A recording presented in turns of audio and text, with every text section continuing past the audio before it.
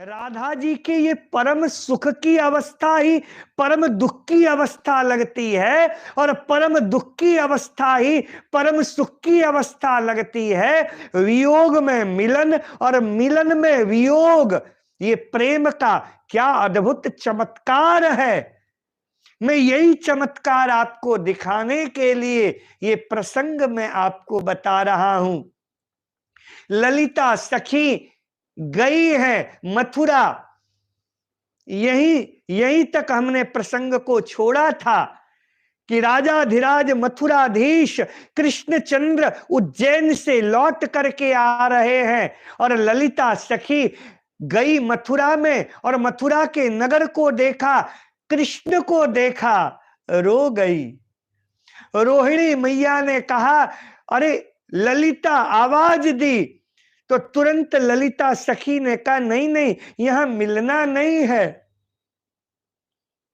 ललिता सखी को केवल कृष्ण के सामने जाना नहीं है, उसे वृंदावन के प्रेम की महिमा के मर्यादा की रक्षा भी करनी है। प्रेम के मर्यादा की रक्षा ललिता को करनी है, क्योंकि राधा रानी ने कहा है, ज्यादा मत बोलना। ये वृंदावन का प्रेम है, प्रेम के लिए प्राण दे देंगे, लेकिन प्रेम के मर्यादा की रक्षा करनी पड़े ना, तब झुकेंगे भी नहीं, तब झुकना भी मंजूर नहीं है। ललिता सखी ने देखा कि रोहिणी मां ने मुझे देख लिया है और देख लिया, और कृष्ण ने मुझे देख लिया, भीड़ भाड़ में भागते हुए, नहीं नहीं, क्या सोचेंगे। प्रेम की मर्यादा को बचाना है। साधकों, ललिता सखी मधुबन में आ गई, यमुना जी के किनारे बैठ गई, रोने लगी। प्यारी जू, तुम्हारे प्यारे को कैसे लेकर के आऊं वृंदावन, कोई उपाय नहीं है, क्या करूं, इतनी भीड़। वो वृंदावन का ग्वाला नहीं है अब श्याम सुंदर राजाधिराज बन गए हैं। हजारों सैनिक उनके आसपास घूमते हैं, मैं कैसे जाऊंगी उनके राजमहल में, मैं कैसे लेकर के आऊं। ललिता ने कहा, एक काम किया जाए। क्या क्या काम किया जाए? जोगन बन जाऊं, जोगन बन जाऊं। तुरंत ललिता ने जोगन की साड़ी पहनी, जोगन की साड़ी पहन के एक तारा लिया और एक तारा लेकर के ललिता सखी मथुरा के शहर में चल पड़ी। क्यों? जोगन बन के। क्यों? क्योंकि जोगन को कोई रोकेगा नहीं। जोगन है तो कोई सैनिक ये नहीं कह सकता तुम कहां जा रही हो। जोगी और जोगन को कौन रोकेगा। ललिता सखी ने एक तारा लिया और एक तारा लेकर के चली है मथुरा के शहर में। मथुरा की नारियां देख रही हैं, कितनी सुंदर है। आहा, ललिता सुंदर नहीं होगी? कितनी सुंदर है। कहां से आई है ये पूछना। बड़े बड़े पुरुष लोग देख रहे हैं ललिता को, अपलक देख रहे हैं, कितनी सुंदर है, पर ये है कौन? कौन हो तुम? मथुरा की नारियां पास में जाती हैं और पास में जाकर के कहती हैं, बहन कौन है तू? ललिता देखती है, कहां से आई है? मैं जोगन हूं। जोगन है वो तो दिख रहा है मुझे, पर जोगन समझ में नहीं आया, तू है कौन? विधवा है कि सधवा है? कौन है तू? तुझे देखने से लगता नहीं है कि तू सधवा है। सधवा यानी जिसका पति है, विधवा यानी जिसका पति नहीं है। बता ना, तू घूम रही है मथुरा में एक तारा लेकर के, कौन है तू? रो गई ललिता, हिलकियों से रो गई और बैठ गई। मथुरा की नागरियों ने कहा, रो मत बहन, तुझे रोता हुआ देखा नहीं जा रहा हमसे, बता ना तू क्यों रो रही है? तू विधवा है कि सधवा है? ललिता ने रोते हुए कहा, न मैं विधवा हूं, न सधवा हूं, अधवा हूं।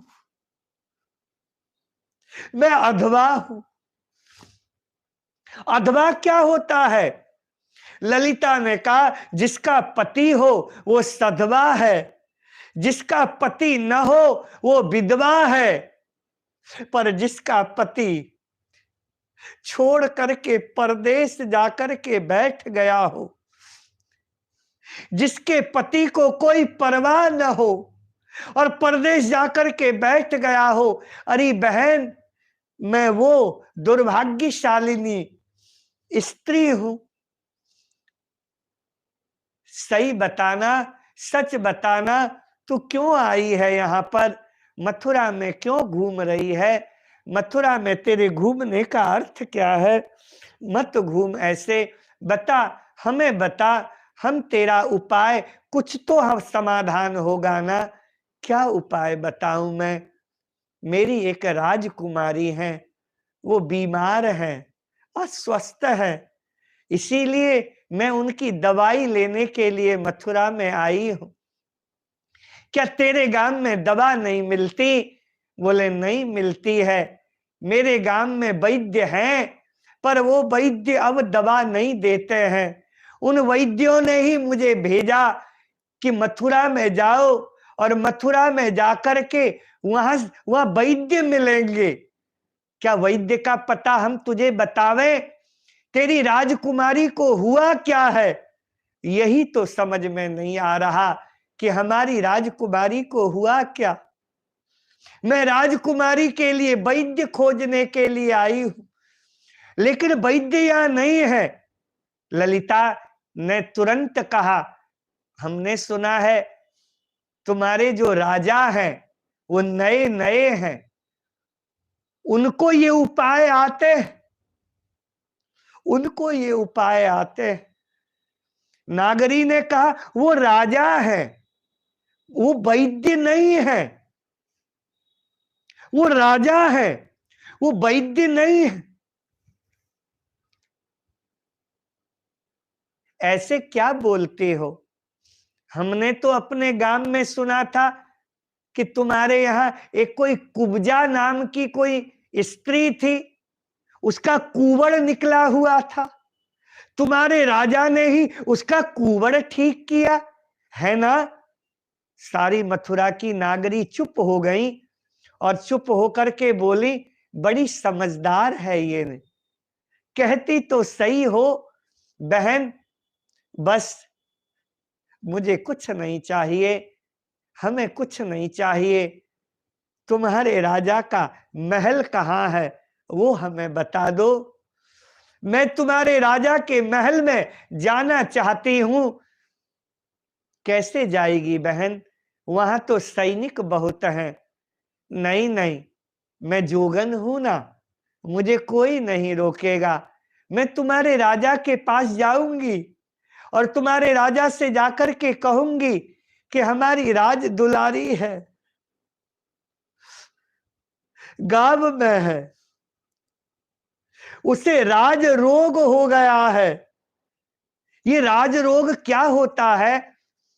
जब देखो तब रोती रहती है, खाती नहीं है, पीती नहीं है, वो बस मथुरा की ओर ही देखती रहती है। मथुरा की ओर क्यों देखती है? क्योंकि उसका प्रियतम भी मथुरा ही आया हुआ है। ओहो, फिर तू कहां जाएगी? अपने राजा का महल बता दे, मैं राजा के महल में जाऊंगी और राजा से उपाय पूछूंगी कि बता दो हमें उपाय कि हमारी राजकुमारी ठीक कैसे होगी।